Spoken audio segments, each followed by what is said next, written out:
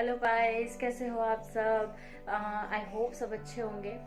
मैंने आपको पता है कि मैंने लास्ट वीडियो अपनी इंटरनल ऑडिट स्टैंडर्ड 110 के ऊपर बनाई थी, और उस वीडियो को अपलोड करने के बाद मेरे पास कुछ फ्रेंड्स के कॉल आए एंड उन्होंने मेरे से पूछा कि आपने बेंचमार्क डिसाइड करने के लिए कुछ स्टैंडर्ड बताए थे, जैसे कि process notes, process narrative, standard operating procedure. But they said कि उस चीज़ में ना कई बार उनको कंफ्यूजन हो जाता है कि process narrative, process map, SOP सब कुछ सेम सेम सा लगता है कि उन तीनों में क्या डिफरेंस है। तो मैंने सोचा कि अपनी नेक्स्ट वीडियो में उसी के ऊपर बनाती हूँ। गाइस स्टार्ट करते हैं फिर। बट स्टार्ट करने से पहले I will just request you all कि आप प्लीज अपने सारे सजेशंस, कमेंट्स या जिस भी टॉपिक पे आप न्यू वीडियो चाहते हैं मेरी, तो उस चीज़ को आप मुझे कमेंट सेक्शन में बताएं, और ताकि मैं नई वीडियो उस चीज़ पर बना सकूं। एंड प्लीज़ मेरे चैनल को सब्सक्राइब करें, वीडियो को लाइक, शेयर, कमेंट करना ना भूलें। Thank you. इस वीडियो में हम सबसे पहले प्रोसेस नैरेटिव कवर करेंगे, then we will talk about the standard operating procedures and that last we will cover the process maps. तो एक छोटी सी वीडियो होने वाली है जिसमें हम सब कुछ डिटेल में कवर करेंगे। So first we will start with the process narrative, as already mentioned here that it is a written description of the process and it represents the broader level of picture। तो guys समझते हैं process narrative होता क्या है। Process narrative किसी भी process के बारे में डिटेल में बताता है, एक ब्रॉडर लेवल ऑफ ओवरव्यू देता है उस प्रोसेस के बारे में, रिटर्न में लिखा होता है स्टेप्स बाय स्टेप्स। तो उसमें सबसे पहले हमारा होता है इनपुट, देन कि उस एक्टिविटी को हम कैसे कैसे परफॉर्म करते हैं, उसके स्टेप्स लिखे होते हैं, एंड देन उसकी क्लोजिंग लिखी होती है, दैट इज़ द एंडिंग। सो यही चीज़ मैंने यहाँ पर मेंशन की है। तो इसको एक एग्जांपल के थ्रू देखते हैं। जैसे कि सपोज़ करो हमें पिज़्ज़ा बनाना है और उसका हमें एक प्रोसेस नैरेटिव डिफ़ाइन करना है। तो उसमें हम जस्ट सिंपली एक स्टेप लेंगे कि सबसे पहले हमें एक डो लेना है, फिर उस पर सॉस लगानी है, फिर टॉपिंग करनी है, फिर ओवन करना है उसको, एंड देन हमारा पिज़्ज़ा रेडी है। तो ये क्या हुआ, एक प्रोसेस नैरेटिव हुआ। बट इस प्रोसेस नैरेटिव में कुछ भी क्वांटिटी वाइज या फिर क्वालिटी वाइज कुछ भी डिफाइन नहीं होता है। अब सपोज़ करो इस प्रोसेस नैरेटिव को लेके मैंने 10 लोगों को पिज़्ज़ा बनाने के लिए दिया।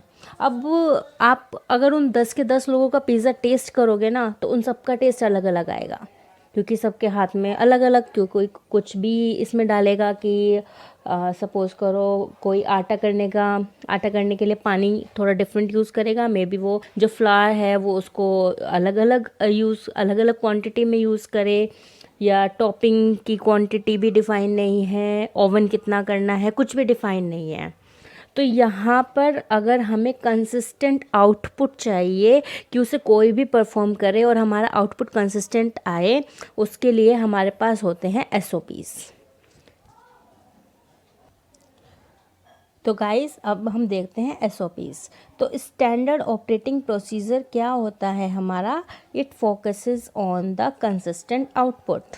It focuses on the consistent output irrespective of any employee or any person perform the function।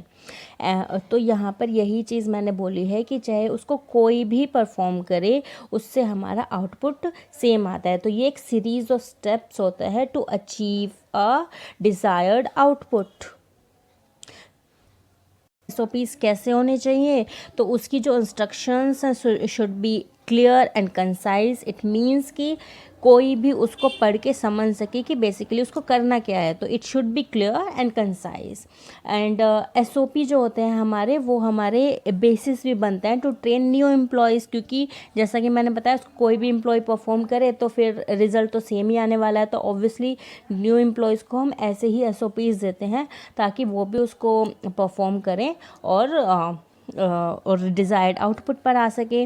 जैसे कि मैंने लास्ट में आपको एग्जांपल दिया था कि प्रोसेस नैरेटिव में हमने डिफ़ाइन किया कि पिज़्ज़ा कैसे कैसे बनना है, बट अगर मैं उसके बीच में एसओपीज़ लगा दूँ, that SOP 1 for preparing dough, SOP 2 for preparing sauce, SOP 3 for oven, कि उसको ओवन कैसे करना है पिज़्ज़ा को, तो उसके बाद जो हमारा पिज़्ज़ा तैयार होगा ना उन 10 के 10 लोगों का, वो बिल्कुल सेम होगा और उसकी क्वालिटी भी बिल्कुल ही सेम होगी। तो यही यहाँ पर हमारे SOP इस चीज़ में बहुत अच्छा रोल प्ले करता है। तो गाइज़ इस चीज़ को हम एक एग्जांपल के थ्रू भी देखते हैं कि हम दोनों कि SOP और प्रोसेस नैरेटिव में क्या डिफरेंस होता है। So you can see here the difference between narrative and SOP। मैंने यहाँ पर एक एग्जांपल लिया कि सपोज़ करो हमारा एक रेस्टोरेंट है एंड उसमें हमने प्रोसेस नैरेटिव तैयार किया कि जो वेटर है वो ऑर्डर लेगा कस्टमर से and deliver it to the kitchen staff, और फिर किचन स्टाफ उसको प्रिपेयर करेगा ऑर्डर को एंड देन ऑर्डर डिलीवर होगा और कस्टमर और वो कंप्लीट हो जाएगा ऑर्डर। ठीक है, बट ये तो एक ओवरव्यू हो गया ना, it is a broader level कि आपको ने वेटर ने कस्टमर से ऑर्डर लिया, किचन स्टाफ ने उसको बनाया और ऑर्डर डिलीवर हो गया। बट उसको कंसिस्टेंट कि कोई भी वेटर ऑर्डर किस तरीके से लेगा उसके बारे में मैं SOP डिफ़ाइन कर दूँगी। किचन स्टाफ में खाना कैसे बनेगा उसके लिए SOP डिफ़ाइन हो जाएगा। वो कस्टमर तक डिलीवर किस फॉर्म में होगा, किस प्रेजेंटेशन में होगा, कैसे होगा, वो भी सब SOP डिफ़ाइन करता है। अब मैंने यहाँ पर आपको दिख रहा है कि मैंने एक SOP बनाया, SOP for greeting the customer, जो कि हमारे फर्स्ट स्टेप में कवर होता है। तो मैंने यहाँ बताया कि वेटर कस्टमर के पास जाएगा, पानी के लिए पूछेगा, देन वो मेन्यू ऑफ़र करेगा, टेबल से चला जाएगा, उसके बाद 5 मिनट बाद वो फिर से जाके पूछेगा उस कस्टमर से कि आपका ऑर्डर क्या है, और वो ऑर्डर स्लिप में नोट करेगा, किचन स्टाफ को देगा। तो ये एक स्टैंडर्ड फॉर्मेट हो गया कि वो ऑर्डर किस तरीके से लेगा। और यहाँ पर मैं डिफाइन कर दूंगी that this is SOP 1 refers to SOP 1। यहाँ पर प्रोसेस नैरेटिव में हम यहाँ पर रेफ़र कर देंगे, और फिर जब भी हम एज एन इंटरनल ऑडिटर कभी भी हम उसको ऑडिट करेंगे तो हम प्रोसेस नैरेटिव हमारे पास आएंगे और हमें वहाँ पे पता चल जाएगा रेफर SOP 1, देन हम SOP 1 पढ़ लेंगे वहाँ पर। तो इसी तरीके से हमारा इंटरनल ऑडिट वर्क करता है। तो आई होप गाइज आपको ये क्लियर हो गया होगा difference between narrative and SOP। And the last thing we will cover here the process maps. तो प्रोसेस मैप्स हमारे प्रोसेस नैरेटिव ही होते हैं, बट उनका विजुअल डिस्क्रिप्शन होता है। जैसे कि प्रोसेस नैरेटिव में तो हम डिटेल में लाइन बाय लाइन लिखेंगे कि कस्टमर से ऑर्डर लिया, उसके बाद वो किचन स्टाफ ने प्रिपेयर किया और फिर वो डिलीवर हुआ। तो ये सब हमने किस तरीके से लिखा, लाइंस में लिखा, और ये बहुत ही लेंथी प्रोसेस नोट बन जाता है प्रोसेसेस का। बट यहाँ पर प्रोसेस मैप्स क्या होते हैं कि वो एक स्टार्ट से एंड तक फ्लो बताता है वर्क का। तो वो एक किस तरीके से बनता है, इस तरीके से बॉक्सेस बनते हैं और इस टाइप से एक प्रोसेस मैप बनता है। तो इसको हम कहते हैं फ्लो चार्ट ही हमारा प्रोसेस मैप होता है। और ये इसको बनाने के लिए डिफरेंट सॉफ्टवेयर्स यूज़ होते हैं, लाइक MS Visio। अलग अलग कंपनीज़ में अलग अलग सॉफ्टवेयर्स यूज़ होते हैं। MS Visio is just an example. और मैंने एक यहाँ पर आपको एक दिखाया भी है कि किस तरीके से मैप बनता है। आप देख सकते हो कि अगर प्रोसेस नैरेटिव होता तो उसमें हम किस तरीके से लाइंस में लिखते थे, स्टेप 1, स्टेप 2, स्टेप 3 की कैसे कैसे होगा। बट यहाँ पर आपको दिख रहा होगा कि एरोज़ में और डायमंड शेप में अलग अलग इसके इंस्ट्रक्शंस डिफ़ाइन होते हैं फ्लो चार्ट की कि किसका मीन्स क्या होता है। तो जैसे कि एक पास्ता बनाने का प्रोसेस है कि the number 1 is fill pan with water से मतलब पैन में वाटर फिल किया, फिर उसको स्टोव पर रखा, फिर स्टोव ओपन किया, देन हमने देखा कि वो वाटर बॉईल हो गया या नहीं हुआ तो फिर उसको वेट किया।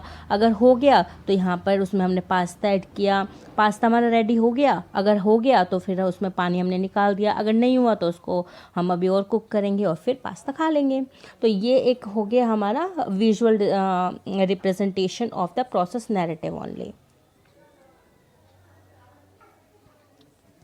तो आई होप गाइस आपको इन तीनों चीज़ों में क्लियर हो गया होगा डिफरेंस क्या क्या होता है। Process narrative and process maps are the same thing, but उसको हम डिफरेंट वे से हम उसको लिखते हैं ताकि एक रिप्रेजेंटेबल व्यू हमें दिख सके।